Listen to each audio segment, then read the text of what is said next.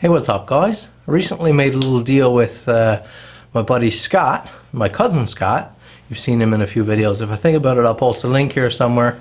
But he was selling, or he sold me, his SKS. Originally thought it was a Norinco SKS, a Chinese made, because that's the most common. But ended up finding out it was a Russian, so that sweetened the deal a little bit. It's a full numbers matching, so it's cool. Not a super valuable piece, and so I didn't pay a lot for it. But it's not super valuable because there were just so many of them made, and they're still quite plentiful. I know you guys in the States, you can't get the Norinco or the Chinese SKS, so they're a little more rare down around there. But yeah. I was working on it last night, so I took it down. The barrel was pretty rusty. It had shot some corrosive ammunition in it when I got it, so the barrel's a little bit pitted.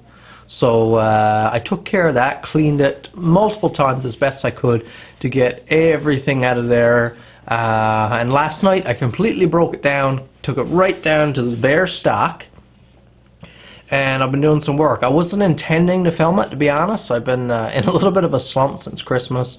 Been clearing a lot of snow and stuff, and then you're tired from that and you just don't feel like coming out in the shop and slugging through some other work. So just trying to get back into it, and this was a great way. I wasn't going to film it. I was just going to have fun, get my creative juices flowing again, so to speak, because sometimes you get out of that mode, right?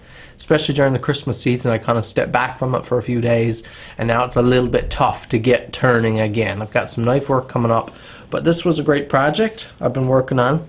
So just a few details about the rifle first.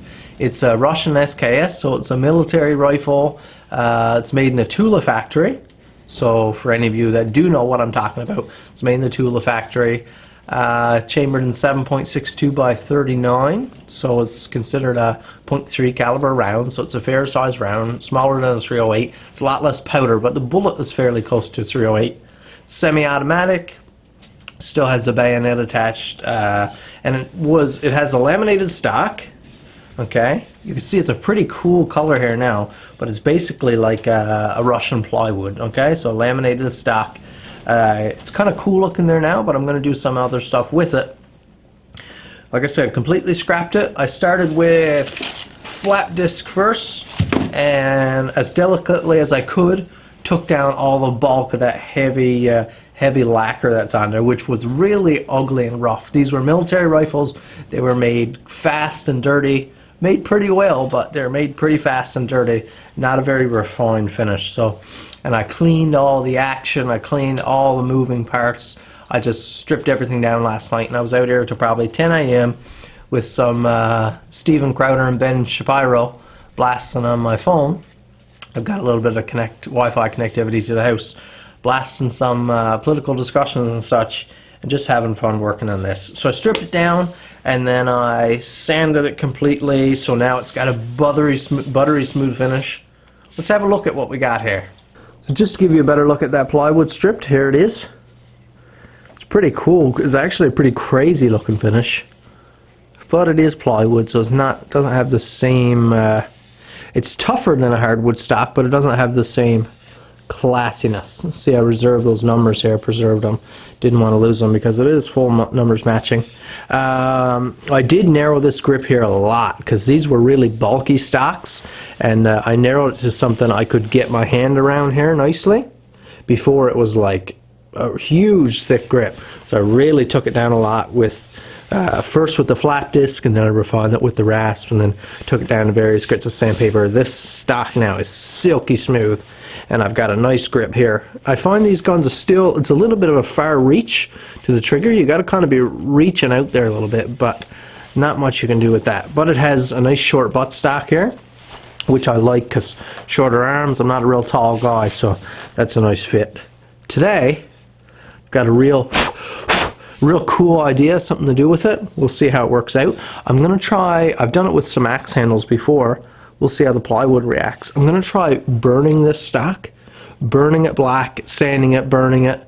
I've got some real dark, like an ebony stain. I want to get it dark, not tactical dark, but like a classy dark color, sort of a black, close to a black, but still be able to tell that it's a wooden stock. I think I can accomplish that. I've done similar things before, but not with this type of material. And this material has been varnished before or lacquered, so sometimes that causes a bit of an issue when you're burning, because if the resin, if the varnish is left in the wood just a slight bit, that tends to burn and go crispy, and you don't get the nice wood burn effect. So I've got a torch here. Let's get to work. We'll do some burning, some sanding, some burning, some sanding. We'll just play with it and see what we can get. Like I said, it's not a super valuable rifle, so it's not a huge deal. So please excuse my extreme mess of a workbench here. I try to keep it clean, but it's almost impossible with all the work I do here. So I usually clean it up for videos, but I just didn't want to take the time this morning. My time is not that plentiful this morning. Get that torch going, and I'm just going to play with it, so we'll see what happens. You got to be careful because it'll burn pretty fast with the wood I've done in the past. That's been my experience.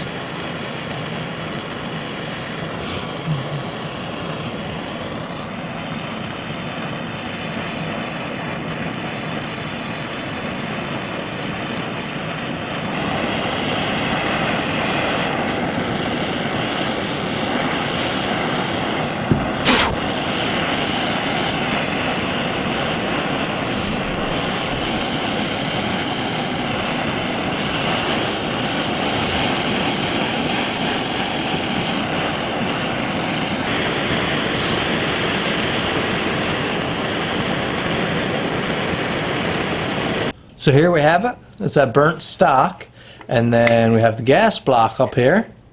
One thing that always annoyed me about this gun is that we have a laminated stock, but then they used hardwood for this cap over the gas piston here.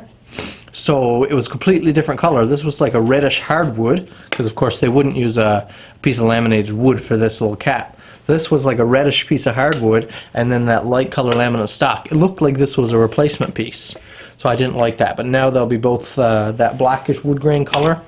Now the next step here is we're going to dry sand it with a fine grit paper, 100 or above. Probably start up around 220. And this next part will get messy because you've got that wood and it's raised certain fibers now. So you feel the stock and it's a lot rougher than it was before you started burning.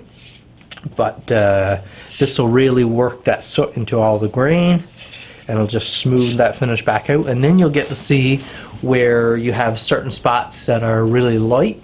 You might need to go back and touch up after. So we'll get to work here. We got a little bit of let's see, I think this is 120 grit paper I'll start off with, and we'll just start working that stock. Like I said, it's going to get messy. Just that little bit of sanding, you can see our paper is black, and all that comes off is this black soot. I think this is going to be gorgeous. Super excited. And once you get, maybe we'll throw a little bit of dark stain on there just to even it out, and then you get some oil soaked into that wood. Oh boy, that is going to be one tasty dish. So that stock has been sanded up to a 400 grit and just dry wiped down. And we're going to treat it now. This is Jaco bean or Jaco bean, I don't know, J-A-C-O bean. So it's quite dark. It's the darkest stain I have here right now. There's a look of the stain in the light. You can see bit of a chocolate color, so it is in the browns definitely. Now just a tip from someone who's done this before: make sure you have all the burning you want done before you stain it, because once you start adding some stain there, you can't go back and burn it anymore, because what'll happen is you won't be burning your wood, you'll just burn the stain, and the stain will turn all crispy and bubbly and weird on your stock. So make sure you have it all burnt first. Now this stain here, I'm hoping will add to the darkness and the evenness of the finish. Of course, you see it going on here now, super dark, almost black. It's not going to stay that color. Just add some richness, hopefully, to the color of that plywood. I'll just keep working it into the finish. Once I get this done, then I'll put it in the basement for a bit and let it dry out.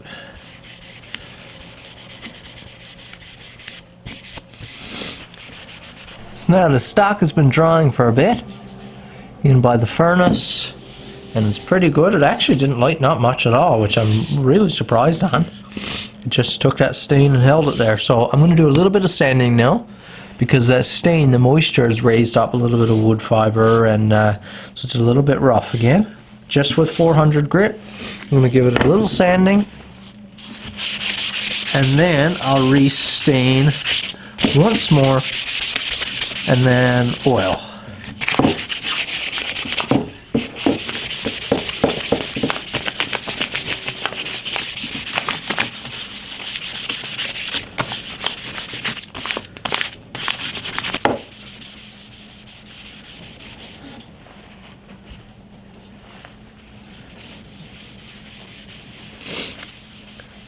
So that's what we want. Want to be different. So after that sanding and then that second coat of varnish, here's the finish. I brought it up here to some natural light so you could get a better look. Here is the finish we have. Notice you can easily see all those grains, all those different contrasts.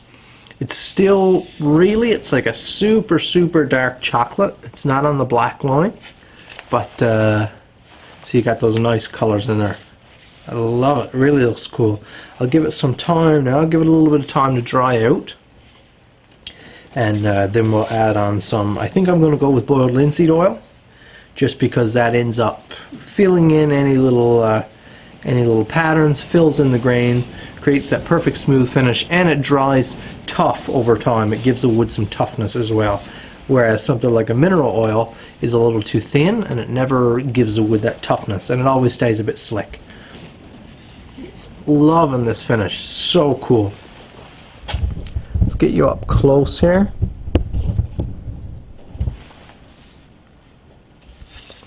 So here it is. Notice that thin grip here as well.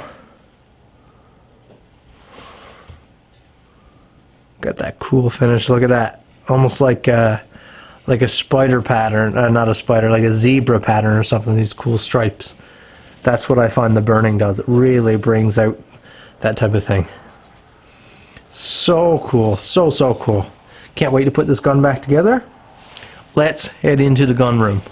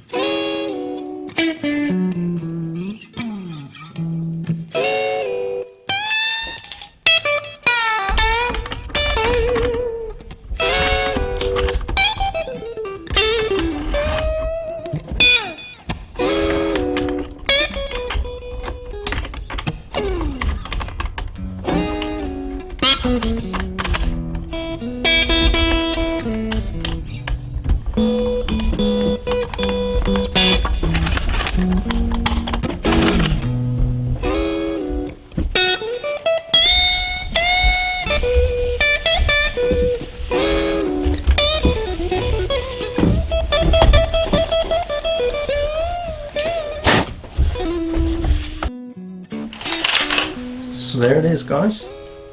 That's my version. my Russian SKS, done with a burnt stock. It's been coated in over linseed oil there now, but it'll get several more coats. It's cleaned. As I broke it down, I kept finding more and more of this cosmoline, the oil, this gummy old yellow glue down inside, especially in the trigger assembly and such. Completely cleaned, oiled, just beautiful. It's just so smooth there now. I need to get a permit, take it in, do a little bit of shooting, but there it is. I've got the original strap as well, but the color is not right. So I'll see. I'm going to see if maybe I can do up something better, or maybe dye that strap black or something like that, or even a dark brown. But that OD green's not the best. I also have the bayonet for the front of it, but it adds a ton of weight to the front of the gun, and I don't think it's legal here in Newfoundland to take out your gun and do any shooting with the bayonet on the front of it. Hope you like it, guys. Hit that like button, comment down below, ask me any questions. Hope you enjoyed the video. Subscribe to my channel if you haven't already. Look forward to some shooting footage with this beautiful little rifle. Thanks for watching. We'll see you in the next one.